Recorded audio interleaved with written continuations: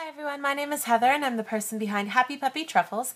Today I thought I'd share with you guys another free downloadable you can get from my website to help make some of the traditional origami a little more fun. And since we're in the middle of celebrating spring and getting ready for Easter in April, I thought it would be a good idea to maybe do the chick traditional origami that we have.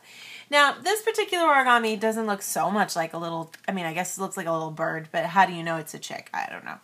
But it is kind of fat and squat, so maybe that's where the idea comes from. But with most origami, it's a little tricky because it doesn't really feel so exact like a replica of a bird. So I tried to kind of create a little negative space down here to make just the legs, just with a little bit of white space. It's hard to see on this white one what with that, but there's a pink one and then a yellow one that I'll show you guys how to make today. So, you know, just a little bit of a fun little project. And these guys do stand up, which is great. So they make a really great, my table's not flat here, excuse me. They do stand. So they're a cute little decorative thing if you're having like a special Easter celebration or a spring party.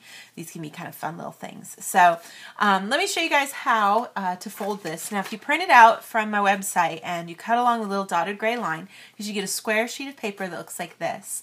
And what we want to do is with the color side or the pattern side facing down, I'm just going to go ahead and fold in half into a big triangle. You want to make sure when you do this that you either can see both of the eyes and the beak, or you can see the logo and the QR code. You don't want to go this way. So make sure you're doing that the right way so that you get the fold that we need here. And then I want to make sure here that I've got the tip part facing down, and I'm looking at the side that has a QR code and the logo, and I'm just going to go ahead and fold these flaps straight down to the bottom. I'll do that for both sides here. So you get something like this. Now I'm going to fold in half by pressing those sides back, and you're going to just be able to create a nice little tip up here at the top. Get these sides lined up, and of course your crease should go straight through the middle, or pretty close to it if you can get it there. So we should have now, if you look at things, you should have an area that has 3 bumps, and then this side that has 2. You want to make sure you're looking at the side here that has the 3 bumps on the left side so that I can take one of these flaps and pull it up towards the eye. I'm going to create a crease that goes right over here in the corner. And then I want it to be able to create an edge that creates a right angle with that side. So you know the kind of angle you need to make here. That's how far out you want to make that wing come out. And then when you flip it over, you can just do the same thing with this side, and you can just try to line things up, of course, so that your wings are in the same spot. If you prefer for them to be different, you can kind of alternate that a little bit if you like. Then I'm going to go ahead and looking at it with those little wings sticking out down here along the bottom. I'm going to take this top part that has the eye, and I'm going to create a crease that starts right here, right where the wings are. And obviously I don't want to pull so far over that I crease my eye. You can kind of choose how far you want to do that, but I'm going to get a good crease started here.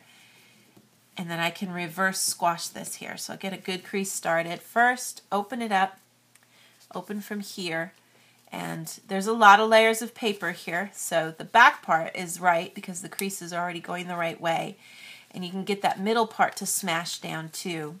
You should be able to create your beak, and then you can kind of play around with things so that everything lines up right and you've got nice smooth creases, if you can help it, to give you your little face here. Now down at the bottom I'm going to create the leg area. I think helps to kind of turn it around and pinch right up here at the top part of where the wings are. I'm going to create a reverse crease that meets right up in this back section here. So you can kind of start things by pushing down and pinching on the wings, getting the center part here to reverse into a valley. So kind of get that going so that you can kind of have some control of how this moves, and then you can kind of work it so that you get it lined up with the way that the paper is printed. And ideally we want to create a space where that edge of the leg hits right at the corner, and so that I don't see any of the yellow. And so you might need to kind of adjust how far that crease was made in the back a little if we need to here, because I want to try to keep this in as much as I can.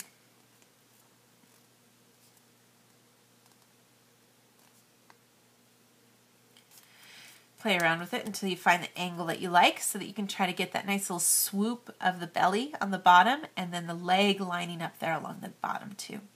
And that's the way you make the little birdie. So just kind of a little fun, simple little origami to enjoy for this holidays, for the season. You know, you think of little baby chicks being born.